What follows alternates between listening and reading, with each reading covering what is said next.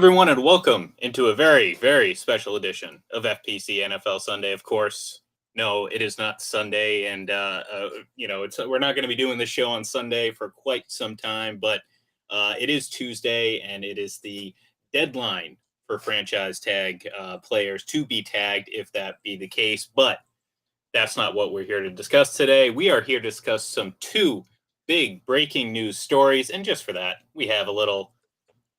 Well, there we go. Breaking news. Okay, all right. I'm excited. I got a lot of caffeine in me right now. It's the middle of the afternoon.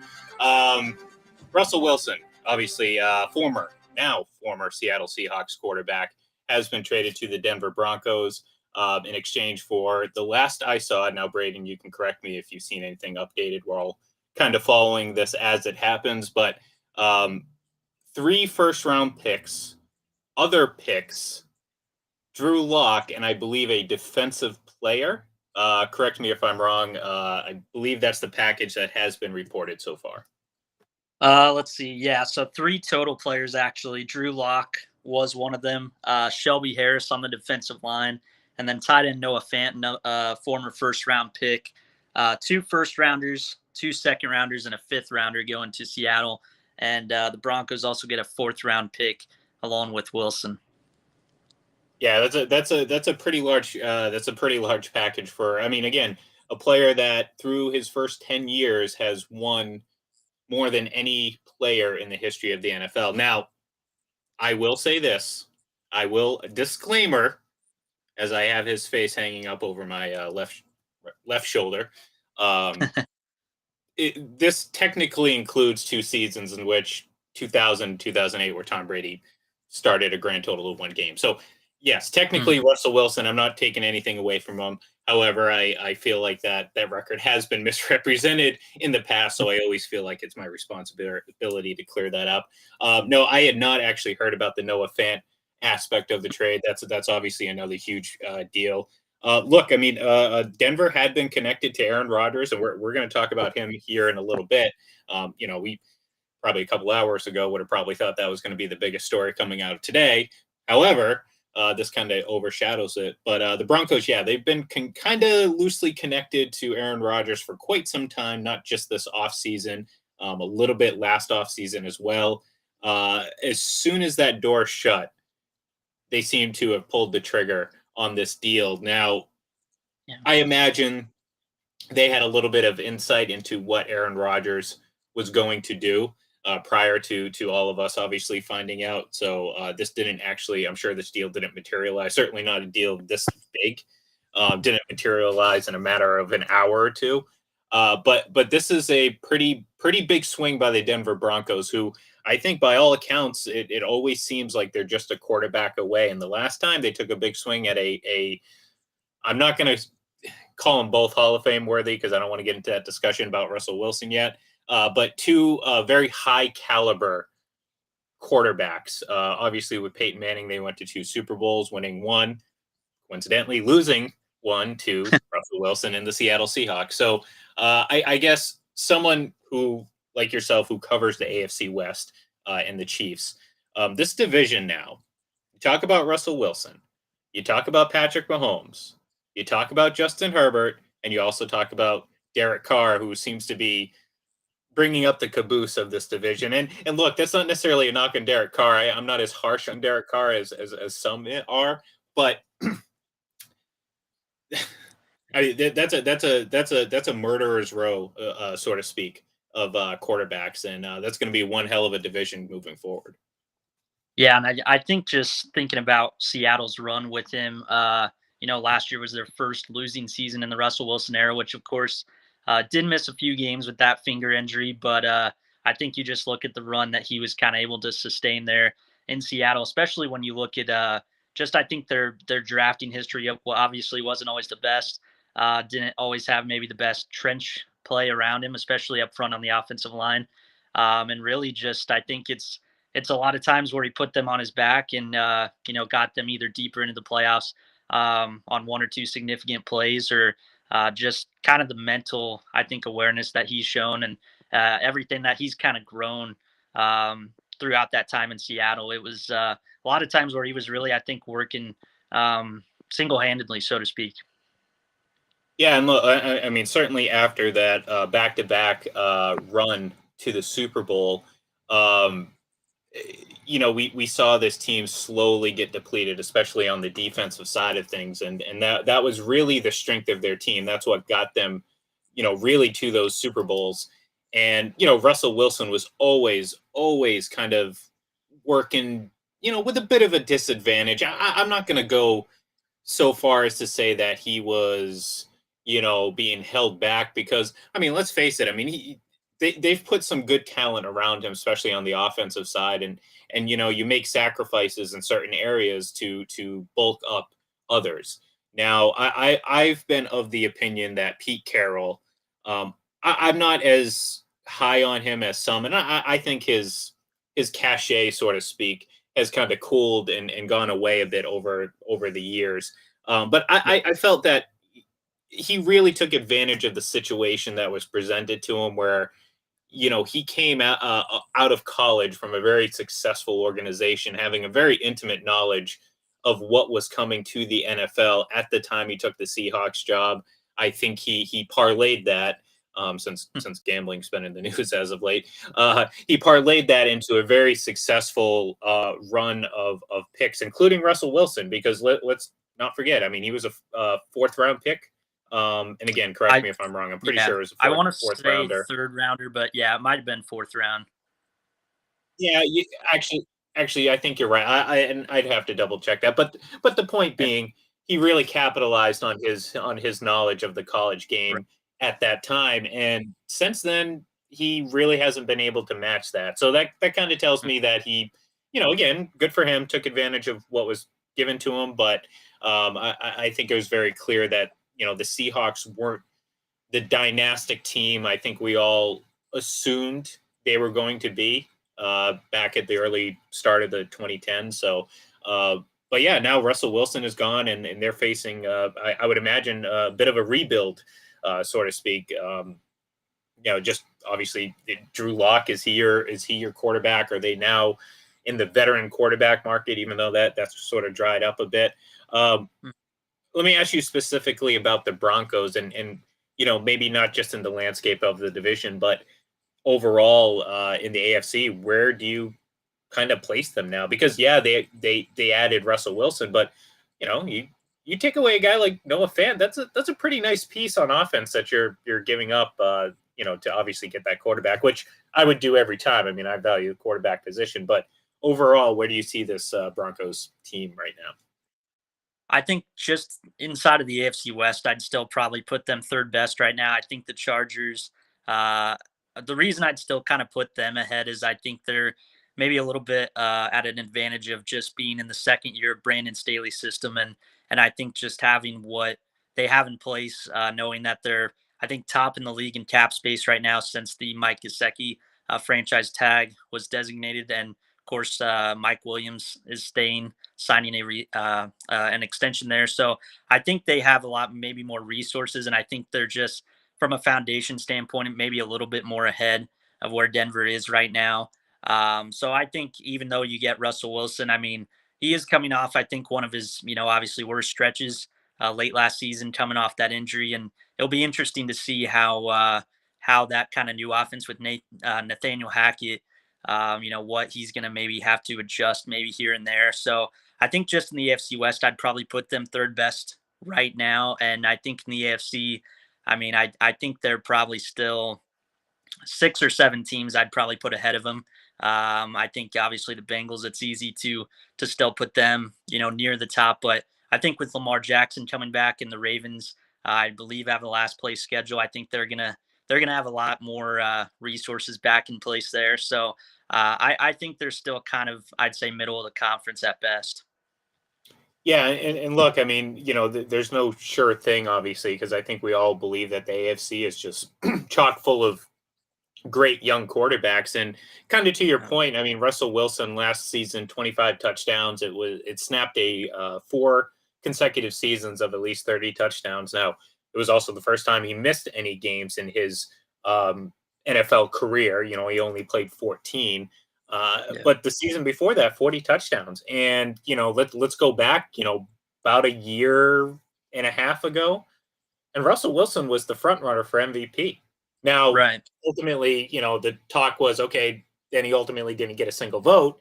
However, I mean, it wasn't that long ago that maybe we were sitting here thinking like, well, maybe Russell Wilson is the premier quarterback in this league. I mean, I wasn't personally saying that, but the point was, it was excuse me, it was part of the discussion, and it was in the appropriate bubble when it came to having that discussion because he was playing that well.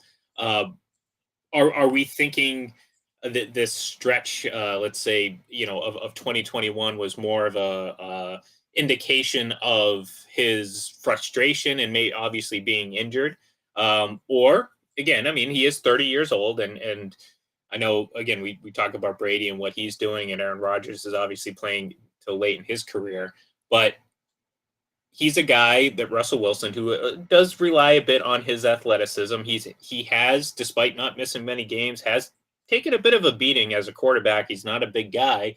Um, Right. if you're the Broncos, are you at all concerned about his long term health? Because again, they're not adverse to taking a gamble. Again, sticking to the gambling angle on this show so far, because let's not forget they took a huge risk taking on. I know it sounds crazy now in hindsight, but they took a huge risk taking on Peyton Manning coming off the injuries that he had suffered, and it obviously paid off nicely for them. Um, is history going to repeat itself, or maybe this is a gamble they lose? So, what do you think?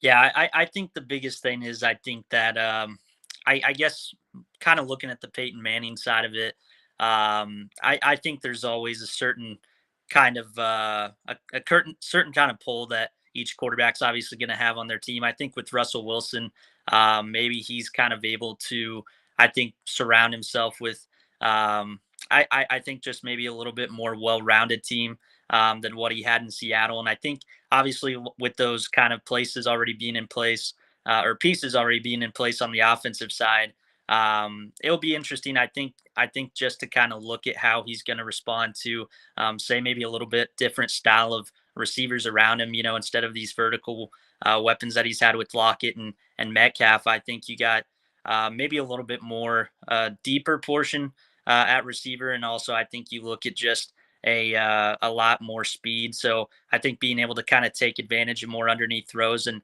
not always have to rely on his deep ball ability, which might be the best in the league. So I think from I think just stylistic perspective, that's I think the one thing that could be maybe different than what we saw in Seattle. And yeah, I think just looking at the injury factor, though, I do think maybe there's something about that Denver air. I don't know how much that'll matter. Maybe going into the altitude and being in a little bit more say colder weather late in the season like that. Especially when you talk about the injury he had last year. Again, kind of a freak thing, but being that it was on his throwing hand, I think that's gonna be something to watch late in the season. Now, and look, I mean, he's coming from a division, the NFC West now. And real quick, folks, if you're listening, if you're watching out there, if you want to give us a call, you see a number down there on the screen. If you can't see it, it's 626-310-8882.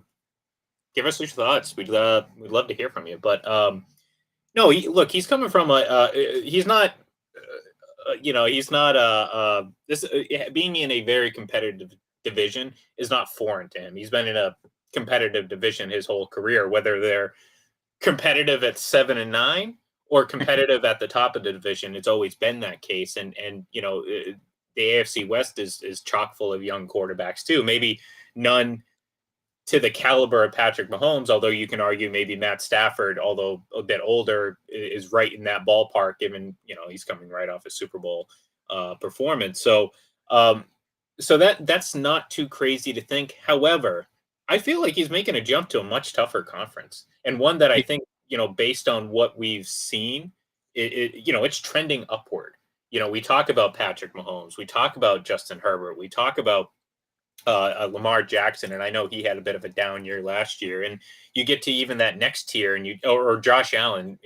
Sorry, Bills fans, I don't want to forget Josh Allen there. Sorry about that. Certainly not before I get to Mac Jones in that next tier. But like then you get to like the other young quarterbacks, maybe that B level quarterback like Mac Jones, and maybe Zach Wilson takes another step. So you're looking at an AFC conference that is just going to be full of potentially elite quarterbacks, and you know, many of them are situated right in that AFC West. So this is going to Yeah. be tough for Broncos, for the Broncos, and for Russell Wilson, who, you know, I talked about Peyton Manning earlier. He's not Peyton Manning.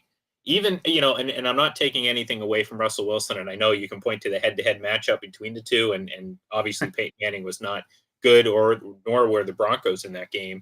But you know, even a gamble on an injured Peyton Manning, that's more of a sure thing than Russell Wilson, because yeah, Russell Wilson's good, but you know, how much is he going to miss Tyler Lockett? How much Mhm. is he going to miss the comfort, and you know, I again, this is probably a bad time to point to, well, it's not that easy to go to a new team and win a Super Bowl. Well, the last two quarterbacks do that have done, you know, Matt Stafford obviously and Tom Brady have done that, but it's still not that easy to do. No. There's nuances to it that, again, I don't think the Broncos are certainly not where the Rams were when when Matt Stafford joined them, because the Rams, you know, just a couple of years ago had gone to a Super Bowl, you know, had that that cachet.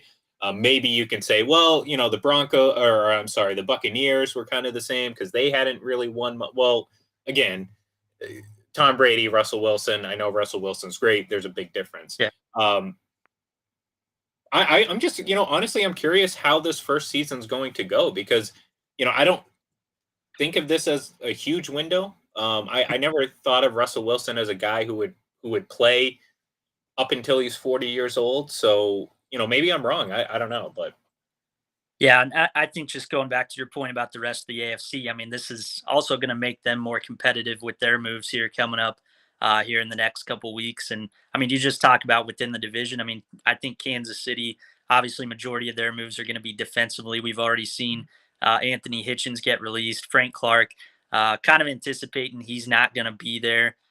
So I think you just look at the reaction that's going to happen as well. I mean, it's only going to make the AFC more competitive, and I think you just look at kind of that old adage, even when Tom Brady was in New England, and it's kind of stuck around now in the AFC. I mean, I think the NFC, it's easier to kind of make the Super Bowl, so to speak, but AFC, it's harder to make the playoffs year after year. yeah, and again, I mean, you think about a couple years ago, you watch Tom Brady leave, you watch Philip Rivers retire, you watch, you know, now excuse me, Ben Roethlisberger's gone. You know, obviously Peyton Manning's been gone for several years, but you've seen these quarterbacks leave, and you're like, wow, what's going to happen to the AFC? Boom, all of a sudden they're right back, and you see this swing, because now the NFC, and again, we're going to get to Aaron Rodgers here in just a minute.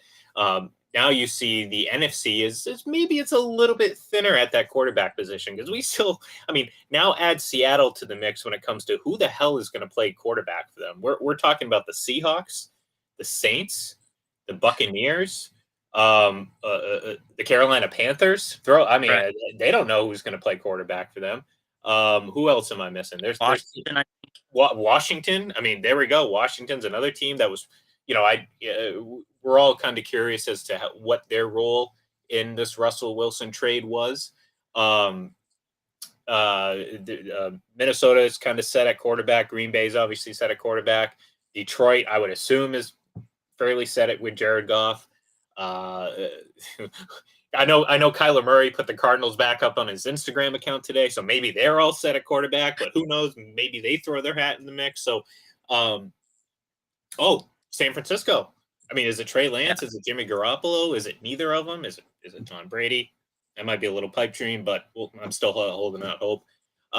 There's a lot of uncertainty in the NFC. I think the AFC is certainly geared towards being the more across the board Mhm. a stronger conference, certainly at the quarterback position, no doubt. And I think kind of just some reports we saw from Combine Weekend too is just, the quarterback market maybe not being as wide open as what some thought it'd be. I mean, it could be Jimmy G. Like you said, who knows who's actually starting for the 49ers. He could be back given, where he's kind of taken them during his full seasons there. And I think the biggest one to watch for me is Carson Wentz, not necessarily as like a guy that's going to make you an immediate playoff contender, but I think just the guy that's maybe most willing to maybe move spots or has a chance to find a new place and try to revive himself a little bit. Yeah, and I kind of forgot about Carson Wentz, and for good reason, I guess. I mean, how many chances are you going to give the guy when to me it seems pretty apparent that he just isn't cut out for a long NFL career, but he is a guy that is capable of maybe stringing together, um, good season. And he was almost in an MVP mix if had he not gotten injured. So yeah, it's going to be interesting to see how this plays out. Obviously, keep an eye over at fullpresscoverage.com. We're going to try to really cover this Russell Wilson stuff quite a bit and get our thoughts and out there because it's fascinating, and it really changes the landscape and could really add some wrinkles into what we're going to see here in free agency coming up.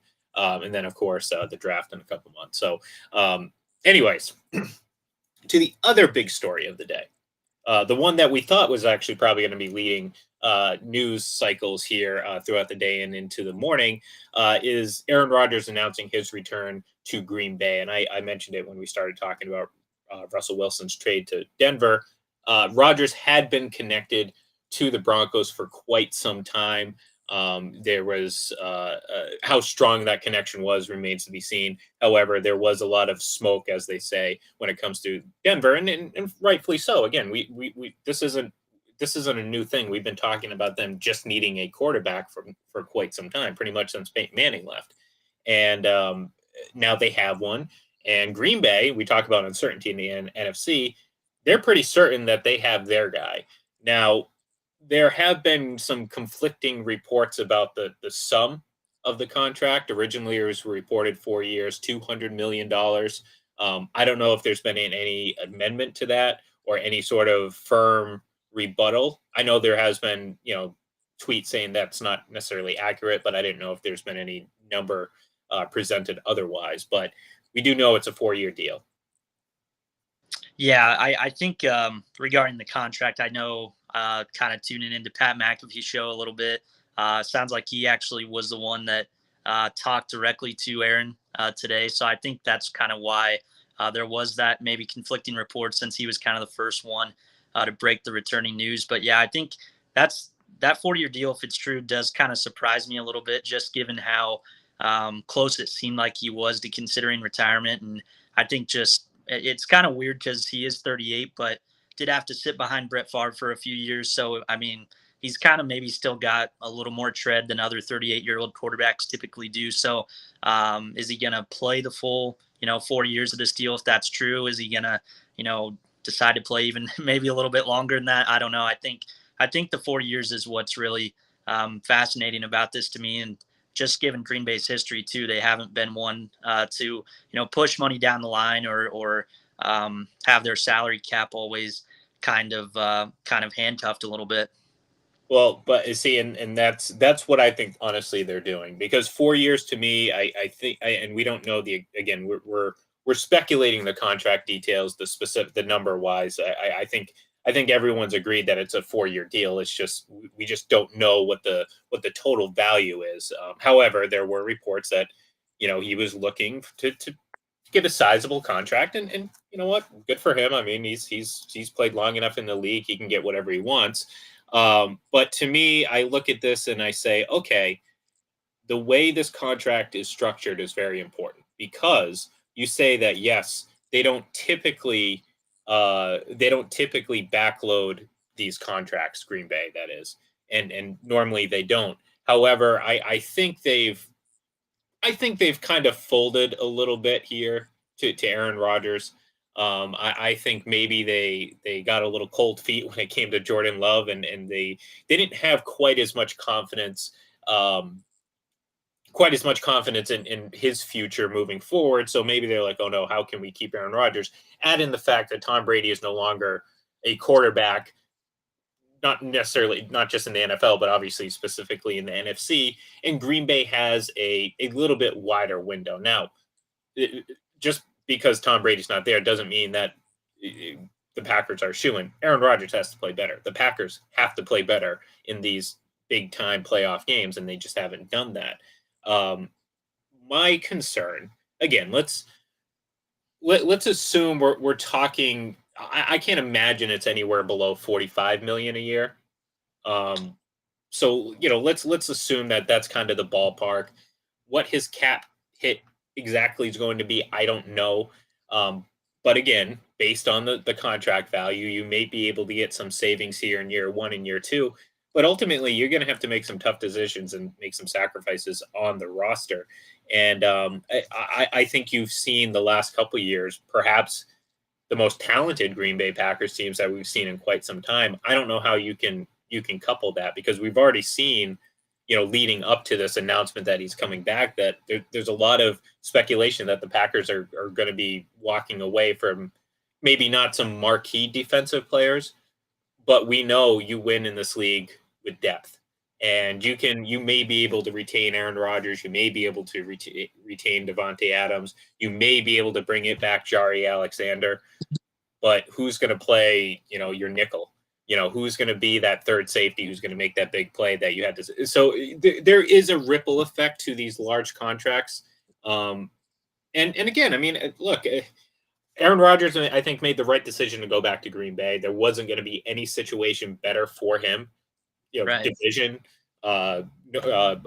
talent around him, all factored in. This was the best decision for him. Now they just have to go out and win. And look, I mean, 38 years old. I mean, just because Tom Brady did it doesn't mean every other quarterback's going to do it, because, well, history says every other quarterback has not been able to do that. So does he have one more really MVP-like year in him? Maybe. Two? Yeah, we'll see. We'll see what happens. And moving forward, if they don't have that depth, like they were fortunate, Braden, this year when they lose Bakhtiari for the entire season, essentially. Right. They had the depth to overcome that. So when Packers fans say, "Oh, they're playing with backup both offensive line," well, that backup played essentially 16 games. He wasn't a backup; he was a starter at that point, and they filled in admirably. What's going to happen if maybe Bakhtiari does go down again, or one of their other big linemen goes down, and they don't have that caliber of linemen now because, well, they had to trim somewhere, and sometimes that's where it happens. So. Yeah, and I just think I think defensively some of the things like that kind of changed for them last season. When you talk about some defensive guys they can lose, of course, Darius Smith was injured most of last season with that back injury. But I think about just something situationally. Mike Pettin, they could never stop the run, but kind of with this new regime, I think a lot more well-rounded, maybe a lot more.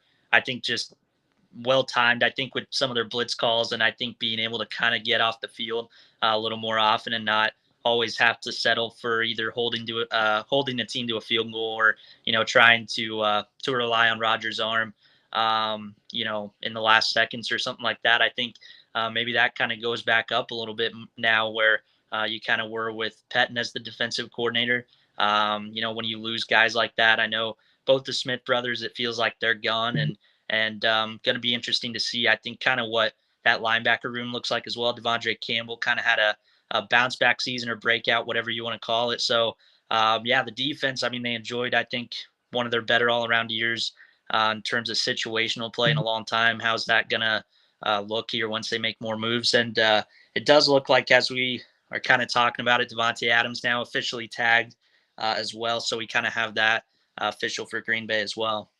Yeah, and that, I mean, again, regardless of whether or not Aaron Rodgers was coming back, the Packers held all the cards in that. They could have chose to franchise tag him, and he wouldn't have a choice. He would either had to play or sit out for a year. As soon as Aaron Rodgers announced his intent to return, this was obviously the next domino to fall. And like I said, I mean, this could be a little bit of a fool's gold if you're a Packers fan. You're looking at it like, great, you have Aaron Rodgers back, you have Devontae Adams back, and you know what? With the cap space that whatever it is, 208 million or whatnot, you can do that. You can fit those guys in, and like I said, that's not the problem. You're going to be able to bring those guys back. It's the roster 30 through 53.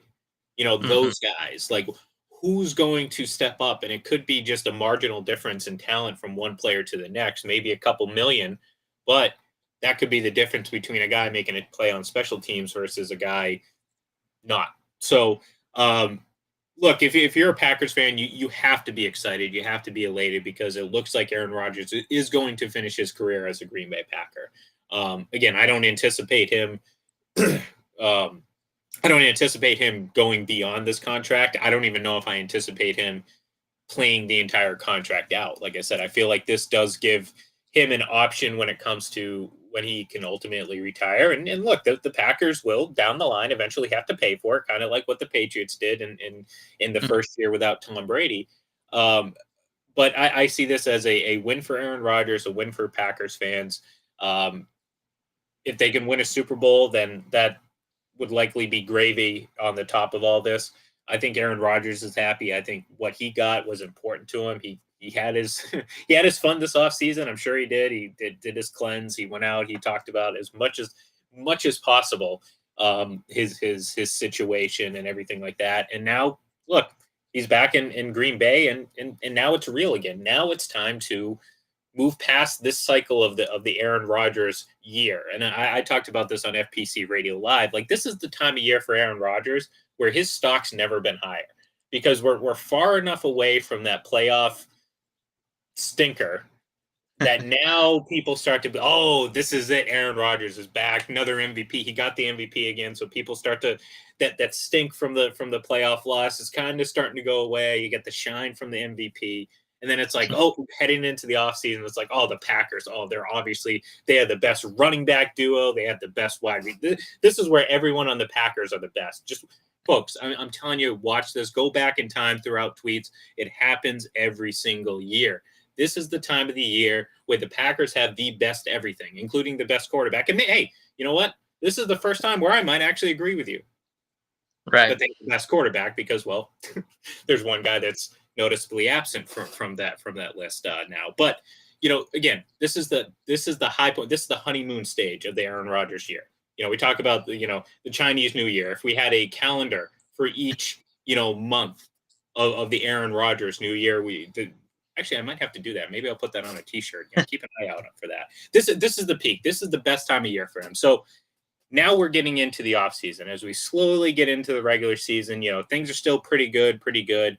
And then it starts getting kind of the pressure starting to build up. Okay, we're getting close to the playoffs. And then you're like, well, he's having another great season. But when the buts start coming in like October, but are they going to be able to win in the playoffs? And that's when that cycle just starts going full circle. So great for Packers fans, great for Rodgers, just like Russell Wilson in Denver.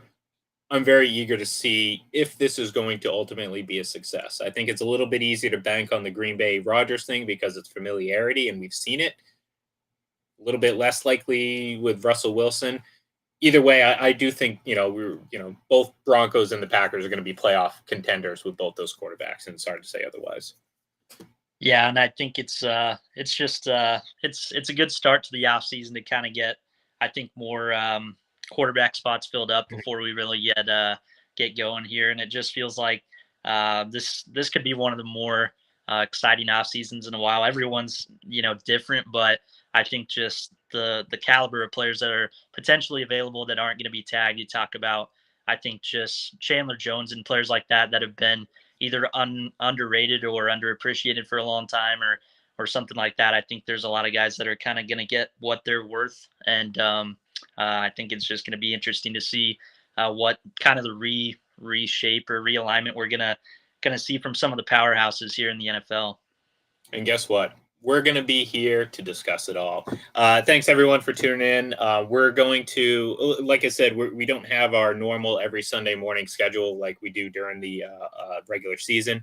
However, we're going to be popping up here and there throughout the weeks, on weekends, and perhaps we're going to hammer down a weekly schedule so we can keep doing this each and every week throughout the off season. And of course, keep an eye out for our full free agency coverage. We're going to be announcing all those specifics here very soon. But the best way to do that is to follow us on Twitter at Full Press NFL and of course at Full Press Radio. So thank you everyone for tuning in. Visit fullpresscoverage.com. We'll talk to you soon.